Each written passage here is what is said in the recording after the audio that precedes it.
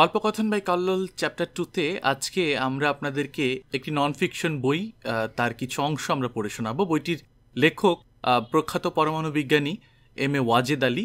তার আরেকটি পরিচয়, তিনি বাংলাদেশের বর্তমান প্রধানমন্ত্রী শেখ হাসিনা ওয়াজেদের প্রয়াত স্বামী। তার লেখা বই বঙ্গবন্ধু শেখ মুজিবকে ঘিরে কিছু ঘটনা ও বাংলাদেশ। এই বইটি থেকে 15 আগস্টের আগে এবং পরের কয়েকদিনের ঘটনার বিবরণী আমরা তার বর্ণনায় শুনব।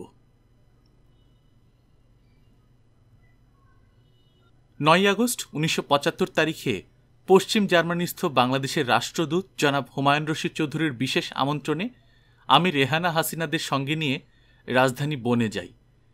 রাষ্ট্রদূতের অফিসিয়াল বাসভবনে আমাদের জন্য থাকার ব্যবস্থা করা হয়। বনের কনিংস ভিটারস্থ একটি টিলার উপর তার 3তলা বাসভবনটি।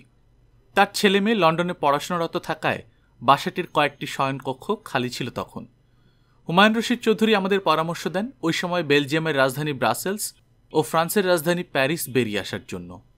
সেই মোতাবেক তিনি বেলজিয়ামস্থ বাংলাদেশের রাষ্ট্রদূত জনাব সানাউল হকের সঙ্গে আলাপ করেন। বঙ্গবন্ধুর সঙ্গে সানাউল হক সাহেবের ঘনিষ্ঠ সম্পর্ক ছিল, অতএব তিনি উক্ত প্রস্তাবে সম্মত হন। 10 আগস্ট তারিখে সংযুক্ত সরকারি কর্মচারী পরিষদের 3,50,000 সদস্য বাকশালে যোগদান করেন। 11 আগস্ট সন্ধ্যায় হাসিনা ঢাকায় ওর মার সঙ্গে ফোনে কথা বলে। অতঃপর হাসিনা আমাকে জানায় যে সেদিন ওর মার মন ভীষণ খারাপ ছিল।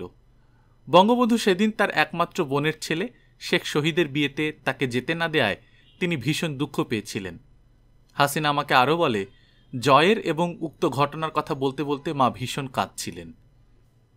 12 আগস্ট সকালে আমরা ব্রাসেলসের উদ্দেশ্যে রওনা হই এবং সেখানে পৌঁছাই বিকেল 1টার দিকে। রাষ্ট্রদূতের বাসার 3তলার 2টো কক্ষে আমাদের জন্য থাকার ব্যবস্থা করা হয়। 13 আগস্ট তারিখে রাষ্ট্রদূত সানাউল হক সাহেবের হল্যান্ডের রাজধানী হেগ এ যাওয়ার কথা ছিল, সে দেশের সঙ্গে গুঁড়াদুধ সরবরাহ সম্পর্কিত একটি চুক্তি স্বাক্ষর করতে। এই সুবাদে 13 আগস্ট তারিখে তিনি আমাদেরকেও সঙ্গে নিয়ে যান। হেগ শহরের কাছেই আমস্টারডাম শহরের একটি হোটেলে থাকার বন্দোবস্ত করে তিনি সেদিনই ফিরে যান ব্রাসেলসে বঙ্গবন্ধুকে উক্ত চুক্তির বিষয়ে অবহিত করার জন্যে। 14 আগস্ট বিকেলে আমরা আমস্টারডাম থেকে ব্রাসেলসে ফিরে যাই। 15 আগস্ট সকালে আমাদের প্যারিসের উদ্দেশ্যে রওনা দেওয়ার কথা ছিল। এই কারণে 14 আগস্ট রাতে সানাউল হক সাহেবের বাসায় আমাদের জন্য আনুষ্ঠানিক ডিনারের ব্যবস্থা করা হয়েছিল। এক বেলজিয়ান নাগরিকের সঙ্গে বিবাহিতা এক বাঙালি মহিলা বিজ্ঞানী এবং তার বিজ্ঞানী স্বামীকেও দাওয়াত করা হয়েছিল উক্ত ডিনারে। খাওয়া দাওয়া শেষ হয় রাত 10টার দিকে।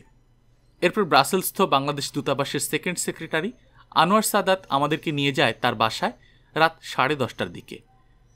সেখানে পৌঁছে হাসিনা বুঝতে পারে যে আনোয়ার সাদাতের স্ত্রী ওর স্কুলের সহপাঠিনী ছিল। রাত 12:30টার দিকে আমরা আনোয়ার সাদাতের বাসা থেকে রাষ্ট্রদূত সানাউল হক সাহেবের বাসায় ফেরার জন্য উক্ত বাসার দোতলা থেকে নিচে নেমে আসি। যদিও আমি গাড়ির সামনের আসনে বসেছিলাম, কিন্তু রেহানা হাসিনারা পেছনের আসনে উঠে দরজা বন্ধ করার সময় আমার বাঁ হাতের সবকটি আঙুল উক্ত দরজার ফাঁকে আটকে পড়ে মারাত্মকভাবে পিষ্ট হয়। এই দুর্ঘটনায় আমি দুশ্চিন্তাগ্রস্ত হয়ে এটা সেটা ভাবতে থাকি। এক পর্যায়ে পরের দিন অর্থাৎ 15 আগস্ট তারিখ প্যারিস যাওয়ার কর্মসূচি বাতিল করার প্রস্তাব করি, কিন্তু রেহানা ও হাসিনা আমার প্রস্তাবে রাজি হল না। 15 আগস্ট 1975 শুক্রবার সকাল 6:30টায় ঘুম ভাঙে ম্যাডাম রাষ্ট্রদূতের ডাকে। তিনি জানান যে জার্মানির বন থেকে হুমায়ুন রশিদ চৌধুরী আমাদের জন্য ফোন করেছেন। প্রথমে হাসিনাকে পাঠিয়ে দিই তার সঙ্গে কথা বলার জন্য, কিন্তু 2-1 মিনিটের মধ্যেই ফিরে এসে হাসিনা আমাকে জানায় যে হুমায়ুন রশিদ চৌধুরী সাহেব আমার সঙ্গে কথা বলতে চান। হাসিনাকে তখন ভীষণ চিন্তিত ও উৎকণ্ঠিত দেখাচ্ছিল। আমি দ্রুত নিচে দোতলায় চলে যাই। তখন সেখানে দুশ্চিন্তাগ্রস্ত অবস্থায় মাথা হেট করে রাষ্ট্রদূত সাহেব ধীরে ধীরে পায়চারি করছিলেন। আমাকে দেখেও তিনি কোনো কথা বললেন না। ফোনের রিসিভারটি ধরতেই হুমায়ুন রশিদ চৌধুরী সাহেব আমাকে বললেন, আজ ভোরে বাংলাদেশে কুদেতা হয়ে গেছে, আপনারা প্যারিস যাবেন না। হাসিনা ও রেহানাকে এই কথা জানাবেন না, এক্ষুনি আপনারা আমার এখানে বনে চলে আসুন। প্রকৃতপক্ষে কি ঘটেছে আমি তাকে জিজ্ঞেস করলে তিনি বলেন, এর বেশি আপাতত আমি আর কিছুই জানি না। একথা বলি তিনি আমাকে ফোনের রিসিভারটি সানাউল হক সাহেবকে দিতে বলেন। অতঃপর আমি আস্তে আস্তে 3তলায় আমাদের কক্ষে চলে যাই। সেখানে পৌঁছাতেই হাসিনা অশ্রুজড়িত কণ্ঠে আমার কাছে জানতে চায় হুমায়ুন রশিদ চৌধুরী সাহেব আমাকে কি বলেছেন। আমি তখন শুধু বললাম তিনি আমাদেরকে প্যারিস যাওয়ার প্রোগ্রাম বাতিল করে সেদিনই বনে ফিরে যেতে বলেছেন। একথা বলেই আমি বাথরুমে ঢুকে পড়ি। সেখানে এটা সেটা ভাবতে ভাবতে বেশ খানিকটা সময় কাটাই। ততক্ষণে রেহানা সজাগ হয়ে আমাদের কামরায় চলে আসে।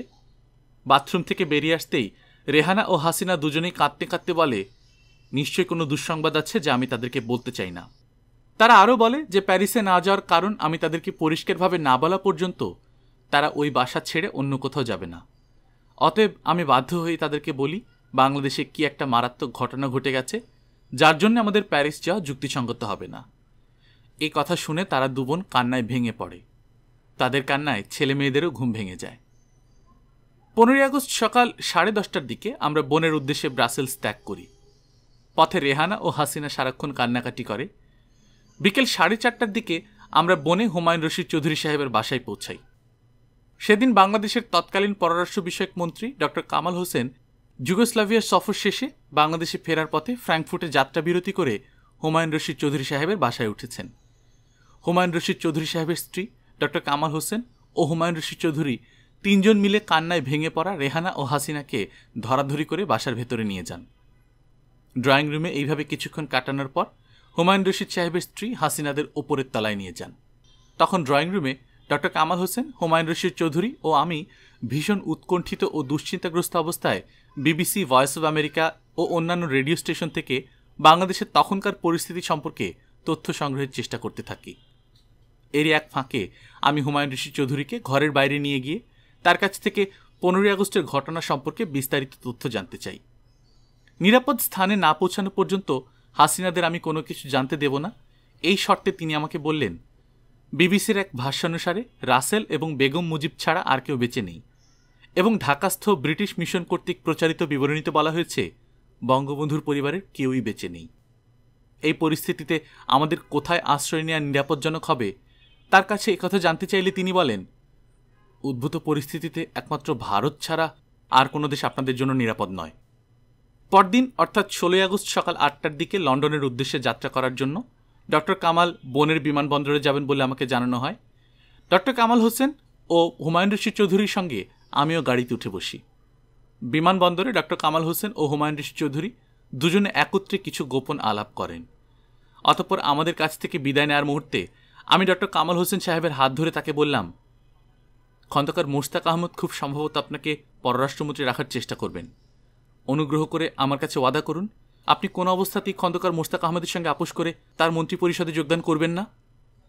আমার এই প্রশ্নের জবাবে ডক্টর কামাল হোসেন আমাকে বললেন, ডক্টর ওয়াজেদ, প্রয়োজন হলে বিদেশেই মৃত্যুবরণ করতে রাজি আছি, কিন্তু কোনো অবস্থাতেই খন্দকার মোশতাক আহমেদের সঙ্গে এই ব্যাপারে আপোষ করে আমি দেশে ফিরতে পারি না।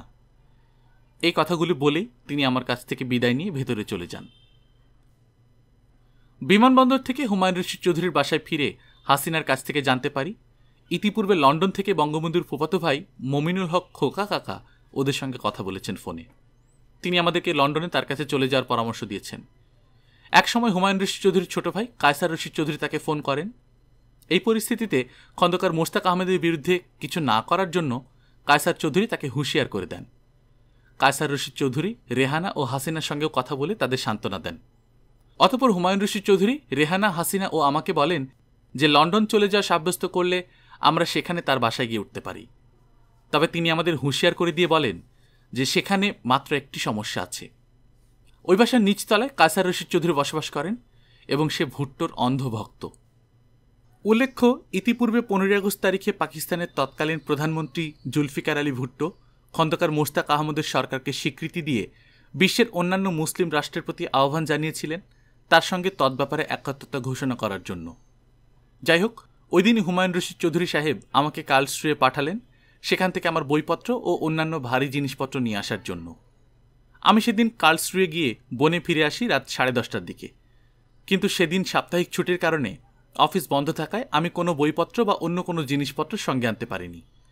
রাত 11টার দিকে হুমায়ুন রশিদ চৌধুরী তার স্ত্রী ও আমাকে সঙ্গে নিয়ে নিজে গাড়ি চালিয়ে বাড়ির বাইরে যান।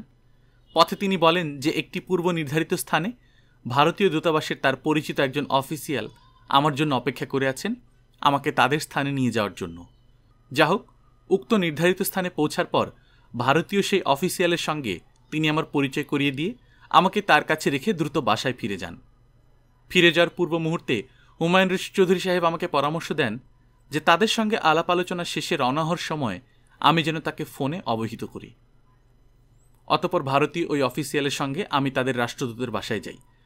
তখন ভারতীয় রাষ্ট্রদূত ছিলেন একজন মুসলমান জার্নালিস্ট। একটু ভয়ে ভয়ে আমাদের বিপর্যয়ের কথা আমি তাকে বিস্তারিতভাবে বর্ণনা করি। আমার কথা শোনার পর তিনি আমাকে লিখে দিতে বলেন যে আমরা ভারতীয় সরকারের কাছ থেকে কি চাই। অতঃপর তিনি সাদা কাগজ এবং একটি কলম আমার হাতে তুলে দেন। তখন মানসিক দুশ্চিন্তা ও অজানার শঙ্কায় আমার হাত কাঁপছিল। যা হোক, অতি কষ্টে রেহানা সহ আমার পরিবারবর্গের নাম উল্লেখপূর্বক সকলের পক্ষ থেকে আমি লিখলাম শালিকা রেহানা, স্ত্রী হাসিনা, শিশু ছেলে জয়, শিশু মেয়ে পুতলি এবং আমার নিজের কেবলমাত্র ব্যক্তিগত নিরাপত্তা ও প্রাণ রক্ষার জন্য ভারত সরকারের নিকট কামনা করছি রাজনৈতিক আশ্রয়। 17 আগস্ট রোববার হুমায়ুন রশিদ চৌধুরী সারাক্ষণ বাসায় ছিলেন। ওই দিন লন্ডন থেকে আরও কয়েকজন আওয়ামী লীগের নেতা ও বঙ্গবন্ধুর আত্মীয় রেহানা ও হাসিনাকে ফোন করেন। একসময় সুইজারল্যান্ডের জেনেভা থেকে প্রাক্তন রাষ্ট্রপতি বিচারপতি আবু সাইদ চৌধুরীর পত্নী আমাদেরকে ফোন করে জানান যে তিনি ঢাকায় তার স্বামীর সঙ্গে ইতিপূর্বে কথা বলেছেন এবং তিনি আশ্বাস দেন যে আমাদের ভীত সন্ত্রস্ত হওয়ার কোনো কারণ নেই। রাতে হুমায়ুন রশিদ চৌধুরী সাহেব আমার কাছ থেকে জানতে চান যে তিনি আমাদেরকে কিছু টাকা পয়সা দিয়ে সাহায্য করতে পারেন কিনা। আমি তাকে জানাই যে হাসিনারা প্রত্যেকে মাত্র $25 সঙ্গে নিয়ে এসেছে। কার্লস্ট্রে গেস্ট হাউসে আমি রেহানার জন্য পৃথক একটি কক্ষ ভাড়া নিয়েছি। অতএব আমি তাকে হাসিনার সঙ্গে ওই বিষয়ে আলাপ করার জন্য পরামর্শ দিই। তখন হাসিনার সঙ্গে আলাপ করে আমরা হুমায়ুন রশিদ চৌধুরীকে জানাই যে মাত্র 1000 খানেক জার্মান মুদ্রা দিলেই আমরা মোটামুটি চালিয়ে নিতে পারব। 16 August doctor Kamal Hossain London চলে যাওয়ার পর হুমায়ুন রশিদ চৌধুরী দেশের কতিপয় রাজনৈতিক ব্যক্তিত্ব ও বিশিষ্ট আমলার কর্মকাণ্ড সম্পর্কে অনেক গোপন ও চাঞ্চল্যকর কাহিনী আমাকে শোনান। তিনি বলেন যে তার ছোট ভাই কায়সার রশিদ চৌধুরী জনাব জুলফিকার আলী ভুট্টোর একান্ত সচিব ছিলেন যখন তিনি তৎকালীন প্রেসিডেন্ট আইয়ুব খানের মন্ত্রিপরিষদের পররাষ্ট্র বিষয়ক মন্ত্রী ছিলেন। ওই সময় জুলফিকার আলী ভুট্টোর অনেক অপকর্ম ও কুকর্মের প্রত্যক্ষ ভূমিকা ছিল কায়সার রশিদ চৌধুরীর। 1971 বাংলাদেশের মুক্তিযুদ্ধ চলাকালে ভারতে তার ভূমিকা সম্পর্কেও হুমায়ুন রশিদ চৌধুরী আমাকে অনেক কাহিনী শোনান। তিনি তখন দিল্লিস্থ পাকিস্তানি দূতাবাসে কাউন্সিলর হিসেবে নিয়োজিত ছিলেন। 1971 পাকিস্তানি পক্ষ ত্যাগ করে তৎকালীন বাংলাদেশ বিপ্লবী সরকারের প্রতি সমর্থন ও আনুগত্য ঘোষণার পূর্বে তাকে দাপ্তরিক কাজে করাচি হয়ে ইসলামাবাদ যেতে হয়েছিল কয়েকবার। তখন পাকিস্তানের গোয়েন্দা বিভাগের লোকজন তার গতিবিধির উপর কড়া নজর রাখত।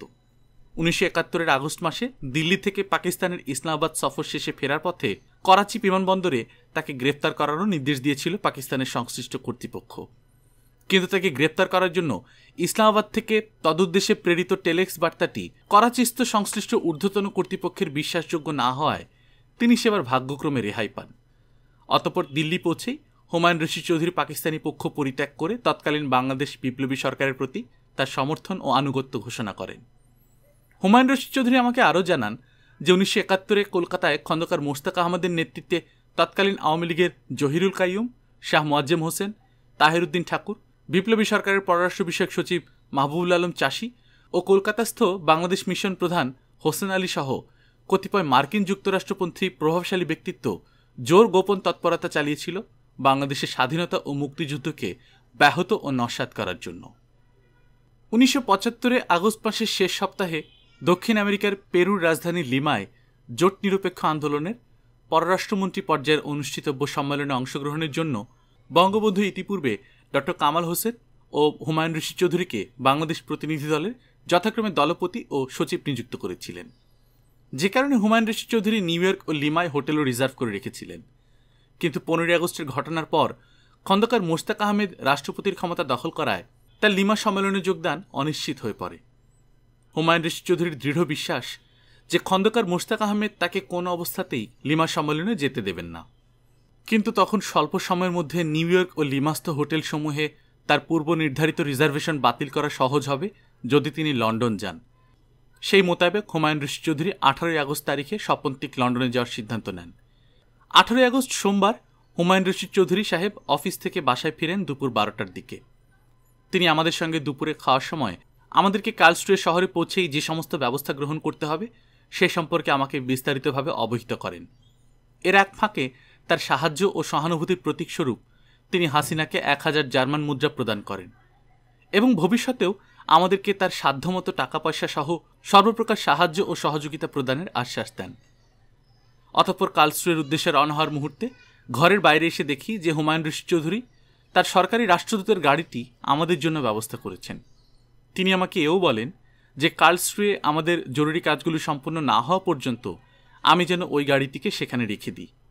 তার এই সহমর্মিতা ও মহানুভবতায় আমি আবেগে এত অভিভূত হয়ে যাই যে তখন আমার দুচোখ অশ্রুতে আপ্লুত হয়ে পড়ে। এর জন্য তাকে ধন্যবাদ দেওয়ার অন্য কোনো ভাষা খুঁজে না পেয়ে আমি হুমায়ুন রশিদ চৌধুরীকে জড়িয়ে ধরে অনেকক্ষণ কাঁদলাম।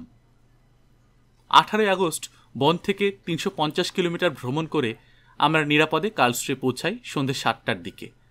আমাদের কার্লসরুয়ে পৌঁছার সংবাদ পেয়ে সেখানে ছুটে আসে কার্লসরুয়ে বিশ্ববিদ্যালয়ে পিএইচডি ডিগ্রির জন্য তখন গবেষণারত শহীদ হোসেন এবং কার্লসরুয়ে পরমাণু গবেষণা কেন্দ্রে প্রশিক্ষণরত আমার কনিষ্ঠ সহকর্মী আমিরুল ইসলাম। অতঃপর হাসিনাদের গেস্ট হাউসে রেখে আমি শহীদ হোসেনকে সঙ্গে নিয়ে আমাদের কার্লসরুয়েতে উপস্থিতির কথা রিপোর্ট করার জন্য যাই সেখানকার বিশেষ নিরাপত্তা বিষয়ক দপ্তরে।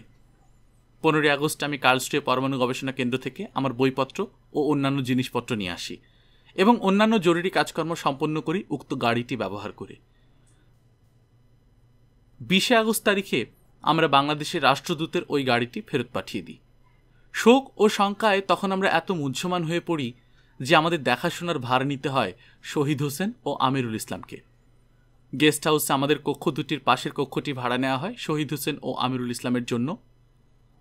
22 আগস্ট বন থেকে হুমায়ুন রশিদ চৌধুরী সাহেব আমাকে ফোন করে ভারতীয় দূতাবাসের কেউ আমার সঙ্গে কার্লসরুয়েতে যোগাযোগ করেছেন কিনা সে সম্পর্কে জেনে নেন। 23 আগস্ট সকালে বনের ভারতীয় রাষ্ট্রদূত আমাকে ফোন করে জানান যে সেদিনই তার অফিসের একজন ফার্স্ট সেক্রেটারি কার্লসরুয়েতে আমাদের সঙ্গে সাক্ষাৎ করবেন। বিকেল 2টার দিকে ওই কর্মকর্তা ওই গেস্ট হাউসে এসে আমার সঙ্গে সাক্ষাৎ করেন। তিনি আমাকে এও জানান যে পরদিন অর্থাৎ 24 আগস্ট সকাল 9টার দিকে আমাদেরকে ফ্র্যাঙ্কফুর্ট বিমানবন্দরে নিয়ে যাবেন। পরদিন সকাল 9:30টার দিকে ওই ভদ্রলোক উক্ত গেস্ট হাউসে পৌঁছান। অতঃপর মালপত্র সহ 2টো ট্যাক্সিতে আমরা কার্লসরুয়ে রেলওয়ে স্টেশনে যাই ফ্র্যাঙ্কফুর্ট শহরে যাওয়ার জন্য। নিজেদের নিরাপত্তার জন্য আমি শহীদ হোসেনকেও সঙ্গে নিই। বিমানবন্দরের বহির্গমন হলে প্রবেশ করার মুহূর্তে শহীদ হোসেনের নিকট হতে বিদায় নেওয়ার সময় তাকে শুধু আকার ইঙ্গিতে জানাই আমরা কোথায় যাচ্ছি। উল্লেখ্য, ভারতীয় ওই কর্মকর্তা আমাদেরকে পরামর্শ দিয়েছিলেন উক্ত ব্যাপারটি সম্পূর্ণ গোপন রাখার জন্য। শহীদ হোসেনও তখনও মুখে কিছু বলল না। সে আমাকে অনেকক্ষণ জড়িয়ে ধরে থাকল। তখন আমাদের জন্য সহমর্মিতা ও সমবেদনায় তার দুচোখ ছিল অশ্রুতে ভরা। আমরা এয়ার ইন্ডিয়ার একটি জাম্বো বিমানে পশ্চিম জার্মানির ফ্র্যাঙ্কফুর্ট থেকে দিল্লিস্থ পালাম বিমানবন্দরে অবতরণ করি 25 আগস্ট সকাল 8:30টার দিকে। আগমন হলে কাউকেও দেখলাম না আমাদের খোঁজ করতে। দেখতে দেখতে ওই বিমানে আগত প্রায় সব যাত্রী চলে গেল। মেরামত ও নবরূপায়ণ কাজের জন্য উক্ত হলটির শীতলীকরণ সিস্টেম বন্ধ ছিল। নানান দুশ্চিন্তা, শঙ্কা ও আগস্ট মাসের প্রচণ্ড গরম আবহাওয়ার কারণে তখন আমার শরীর থেকে অঝরে ঘাম ঝরছিল। যা হোক, সেখানের এক কর্মকর্তার অফিস থেকে ফোনে ভারত সরকারের পররাষ্ট্র মন্ত্রণালয় এবং প্রধানমন্ত্রীর দপ্তরের সঙ্গে যোগাযোগ করার চেষ্টা করলাম প্রায় 1.25 ঘন্টা ধরে, কিন্তু কাউকেই পেলাম না। ফলে আমার দুশ্চিন্তা আরও প্রকট আকার ধারণ করে। মানসিকভাবে বিপর্যস্ত ও দুশ্চিন্তাগ্রস্ত অবস্থায় উক্ত অফিস থেকে হল ঘরে এসে হাসিনাদের সেখানে দেখতে না পেয়ে ভীষণ শঙ্কিত হয়ে পড়ি। যা হোক, এর একটু পরে একজন শিখ কর্মকর্তা পাশের বিশ্রাম কক্ষ থেকে বেরিয়ে এসে আমার কাছে জানতে চান যে আমি উক্ত 2 মহিলার সহযাত্রী কিনা। আমি তাদের সফরসঙ্গী জেনে শিখ কর্মকর্তাটি আমাকে উদ্দেশ্য করে বললেন, মাত্র 2 সপ্তাহ আগে ওই যুবতী মহিলাদ্বয়কে ওই 2 বাচ্চা সহ ভিআইপি হিসেবে এই বিমানবন্দর হয়ে যেতে দেখেছিলাম। ভাগ্যের কি নির্মম পরিহাস, আজকে তাদের কি নিদারুণ করুণ অবস্থা। এটা একেবারে অবিশ্বাস্য দৃশ্য।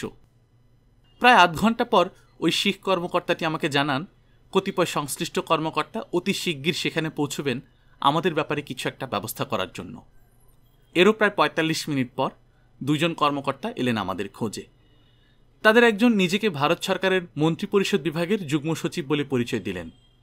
বিমানবন্দরের আনুষ্ঠানিকতা শেষ করতে 45 মিনিট অতিক্রান্ত হয়। অতঃপর ওই 2 কর্মকর্তা আমাদেরকে 2টো ট্যাক্সিতে বিমানবন্দর থেকে নয়াদিল্লির ডিফেন্স কলোনির একটি বাসায় নিয়ে যান। তখন ভারতীয় সময় দুপুর 1টা। সুদীর্ঘ 4 ঘন্টা বিমানবন্দরে অপেক্ষা, দিল্লির প্রচণ্ড আবহাওয়া, পারিবারিক শোক, নিজেদের নিরাপত্তা ও নানান দুশ্চিন্তা ও শঙ্কায় আমি তখন শারীরিক ও মানসিক উভয় দিক দিয়ে দারুণভাবে বিপর্যস্ত। ডিফেন্স কলোনির বাড়িটির নিচতলায় ডাইনিং কাম ড্রয়িং রুম এবং প্রত্যেকটি সংযুক্ত বাথরুম সহ 2টো শয়নকক্ষ। এর ছাদে সংযুক্ত বাথরুম সহ একটি শয়নকক্ষ, যা তখন গুদাম হিসেবে ব্যবহৃত হতো। দুপুরের খাবার ও বিকেলের চা নাস্তা খাওয়ার পর ওই দুই কর্মকর্তা চলে যান। ওই বাড়ির জানালায় কোনো গ্রিল ছিল না। নিজেদের নিরাপত্তার স্বার্থেই আমরা সিদ্ধান্ত নিই রাতে রেহানা সহ সবাই মিলে একই শয়নকক্ষে থাকার। পরদিন অর্থাৎ 26শে আগস্ট উক্ত কর্মকর্তাদ্বয় ওই বাসায় আসেন আমাদের খবরাখবর জানার জন্য। তার আমাকে পরামর্শ দেন সবকিছু বিস্তারিতভাবে উল্লেখপূর্বক জার্মানির আমার ওই স্কলারশিপটি কয়েক মাসের জন্য সংরক্ষিত রাখার অনুরোধ জানিয়ে সংশ্লিষ্ট কর্তৃপক্ষকে চিঠি লিখতে। অতঃপর 27শে আগস্ট তারিখে আমি আন্তর্জাতিক আণবিক শক্তি সংস্থার সংশ্লিষ্ট কর্মকর্তাকে ওই মর্মে পত্র পাঠাই। ওই বাড়ির চত্বরের বাইরে না যাওয়া, সেখানকার কারোর নিকট আমাদের পরিচয় না দেওয়া কিংবা দিল্লির কারোর সঙ্গে যোগাযোগ না করার পরামর্শ দেওয়া হয়েছিল আমাদের সকলকে। অতএব নিঃসঙ্গ অবস্থায় ওই বাড়ির অতি ক্ষুদ্র চত্বরের মধ্যে আবদ্ধ থাকি আমরা সকলেই। আমি রাতে শুয়ে সারাক্ষণ জেগে থাকতাম একরকম নিরাপত্তা প্রহরীর মতো। মাঝে মাঝে জানালার পর্দার ফাঁক দিয়ে বাইরের গেটের দিকে তাকাতাম। রাতে কয়েক ঘন্টা পরপর গেটে প্রহরারত দারোয়ানের সঙ্গে বাইরের লোকের ফিসফিস কথা বলা সন্দেহের উদ্রেক করত। এইরূপ ঘটনা প্রত্যক্ষ করে মাঝে মাঝে হাসিনাকে সজাগ করতাম। সারা ভারতে তখন জরুরি অবস্থা আইন বলবৎ ছিল। সংবাদপত্রে বাংলাদেশ সম্পর্কে বিশেষ কোনো সংবাদ প্রকাশিত হতো না। কাজেই তখনকার বাংলাদেশের রাজনৈতিক ঘটনা সম্পর্কে আমরা থাকি সম্পূর্ণ অজ্ঞাত। এইভাবেই অতিবাহিত হয় সপ্তাহ দুয়েক। ইতিমধ্যে রেহানা সহ বাচ্চারা কনজাংটিভাইটিসে আক্রান্ত হয়। এমন সময়ে একদিন ভারত সরকারের উক্ত যুগ্ম সচিব হাসিনা ও আমাকে জানান যে ওই রাত 8টায় আমাদের দুজনকে অন্য এক বাসায় নেওয়া হবে এক বিশেষ সাক্ষাৎকারের জন্য। সেই রাতে সেই বাসায় যাওয়ার পথে অপর একটি গাড়িতে আমাদের সঙ্গে যান একজন অতি উচ্চ পদমর্যাদা সম্পন্ন কর্মকর্তা। সেখান থেকে মিনিট 15 জার্নি করার পর আমরা ভারতের তৎকালীন প্রধানমন্ত্রী ইন্দিরা গান্ধীর বাসভবনে পৌঁছাই। অতঃপর অতি উচ্চ পদমর্যাদা সম্পন্ন ওই কর্মকর্তা আমাদের দুজনকে প্রধানমন্ত্রীর বাসভবনের একটি মাঝারি ধরনের বৈঠকখানায় নিয়ে যান। একটি লম্বা সোফায় হাসিনাকে বসানো হয় আর আমাকে একটি লম্বা সোফায়। এর প্রায় মিনিট 10 পর শ্রীমতী ইন্দিরা গান্ধী উক্ত কক্ষে প্রবেশ করে হাসিনার পাশে বসেন।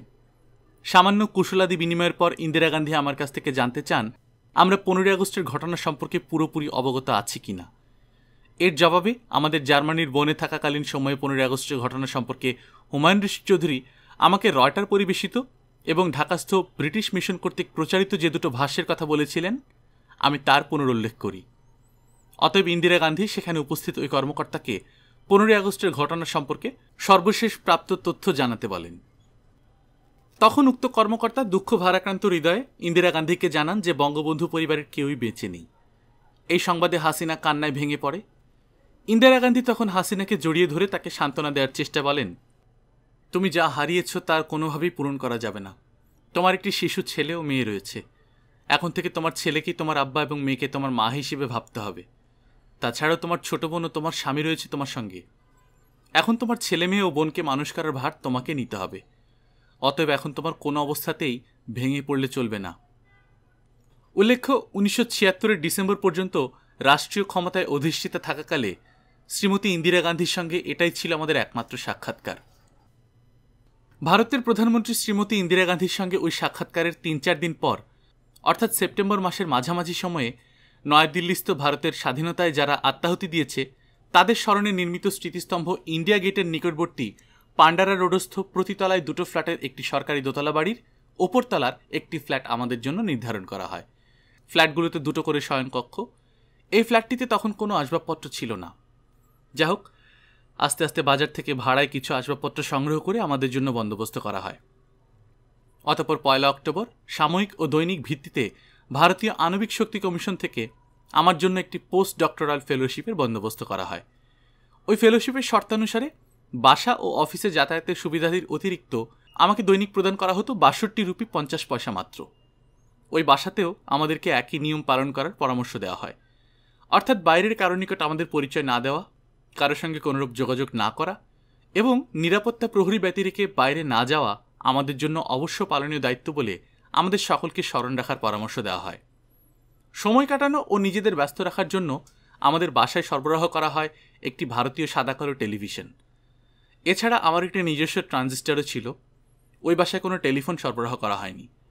সুতরাং বাংলাদেশ সম্পর্কে খবর রাখার আমাদের একমাত্র উপায় ছিল আমার ওই ব্যক্তিগত ট্রানজিস্টার। 3 অক্টোবর 1975 তারিখে আমি ভারতীয় আণবিক শক্তি কমিশনের অধীন আণবিক খনিজ বিভাগের দিল্লিস্থ কেন্দ্রে যোগদান করি। উক্ত কেন্দ্রের প্রায়োগিক পদার্থবিজ্ঞান শাখার সঙ্গে আমাকে সংযুক্ত রাখা হয়। তখন এবং ভারতে আমার সারা অবস্থানকালে উক্ত কেন্দ্রের প্রধান ছিলেন শ্রী জিআর নারায়ণ দাস। উক্ত অফিস প্রধান এবং পদার্থবিজ্ঞানী শাখার বিজ্ঞানী ব্যতীত অন্য কোনো কর্মকর্তা বা কর্মচারীর নিকট আমার পরিচয় না দেওয়ার জন্য আমাকে পরামর্শ দেওয়া হয়েছিল। শুরুতে উক্ত কেন্দ্রের খরচে পরমাণু চুল্লির তাত্ত্বিক বিষয়াদি সম্পর্কিত 10-15টি পুস্তক আমাকে সরবরাহ করা হয়। একই সঙ্গে দিল্লিস্থ Indian Institute of Technology IIT এর পদার্থবিজ্ঞান বিভাগের সঙ্গে আমাকে যুক্ত করা হয়। তখন ওই পদার্থবিজ্ঞান বিভাগের প্রধান ছিলেন অধ্যাপক MS সুডা। ইত্যবসরে বাংলাদেশের কিছু কিছু খবর আমার গোচরীভূত হয়। খুনি খন্দকার মোশতাক ও মেজর চক্র জাতীয় সংবিধান ও এতে উল্লেখিত 4টি মূল রাষ্ট্রীয় নীতি অপরিবর্তিত এবং জাতীয় সংসদ বহাল রেখে রাষ্ট্রপতির নিকট যাবতীয় রাষ্ট্রীয় ক্ষমতা কেন্দ্রীভূত করে জারি করে একটি বিশেষ অধ্যাদেশ। 23 আগস্ট তারিখে রাষ্ট্রীয় ক্ষমতা দখলকারী খন্দকার মোশতাক আহমদ ও খুনি মেজর চক্রের নির্দেশে Syed Nazrul Islam, captain M Mansur Ali, Tajuddin Ahmad, AHM Kamaruzzaman, Abdus Samad Azad, Sheikh Abdul Aziz, M Korban Ali, Abdul Quddus Makhan, Hashim Uddin Pahari ও গাজী গোলাম মুস্তফা গামা সহ 26 জন বাকশালের বিশিষ্ট নেতাকে গ্রেপ্তার করা হয়। একই তারিখে খন্দকার মোশতাক আহমদ ও খুনি মেজর চক্র সারা দেশে সামরিক বিধি জারিপূর্বক এর আওতায় কয়েকটি বিশেষ সংক্ষিপ্ত সামরিক আদালত গঠন করে। 24 আগস্ট তারিখে মেজর জেনারেল শফিউল্লাহকে সেনাবাহিনীর চিফ অব স্টাফের পদ হতে অপসারিত করে তার স্থলে মেজর জেনারেল জিয়াউর রহমানকে নিয়োগ করা হয়। একই তারিখে জেনারেল MAG ওসমানীকে রাষ্ট্রপতি খন্দকার মোশতাক আহমদের সামরিক উপদেষ্টা নিয়োগ করা হয়। 27 আগস্ট তারিখে তৎকালীন পূর্ব পাকিস্তান সরকারের প্রাক্তন চিফ সেক্রেটারি শফিউল আজমকে বাংলাদেশ মন্ত্রী পরিষদ বিভাগের সেক্রেটারি নিয়োগ করা হয়। 28 আগস্ট তারিখে একটি সরকারি আদেশে বঙ্গবন্ধু সরকারের দেশে 61টি জেলা গঠন এবং সেসবের জন্য গভর্নর নিয়োগ আদেশ বাতিল করা হয়। 30 আগস্ট তারিখে একটি সরকারি আদেশে সারা দেশে রাজনৈতিক তৎপরতা নিষিদ্ধ ঘোষণা করা হয়। 31 আগস্ট তারিখে এই প্রথম গণচীন খন্দকার মোশতাক আহমদ ও খুনি মেজর চক্রের সরকারকে স্বীকৃতি প্রদান করে। গল্পকথন বাই কল্লোল চ্যাপ্টার 2তে আপনারা শুনছিলেন প্রখ্যাত পরমাণু বিজ্ঞানী ও বাংলাদেশের বর্তমান প্রধানমন্ত্রী শেখ হাসিনার প্রয়াত স্বামী MA ওয়াজেদ আলীর লেখা বঙ্গবন্ধু শেখ মুজিবকে ঘিরে কিছু ঘটনা ও বাংলাদেশ এই বইটি থেকে 15 আগস্টের আগে ও পরের কিছু অংশ তার নিজের বর্ণনায়। আমরা নিয়মিত বিভিন্ন ধরনের নন ফিকশন এবং ফিকশন পাঠ করে যাচ্ছি। আপনারা যারা প্রথমবার মতো শুনছেন কাইন্ডলি সাবস্ক্রাইব করে নেবেন। আমাদের পাঠ ভালো লাগলে বন্ধুদের সাথে শেয়ার করবেন। নিজে ভালো থাকবেন, আশেপাশের লোকজনকে ভালো রাখবেন। টাটা।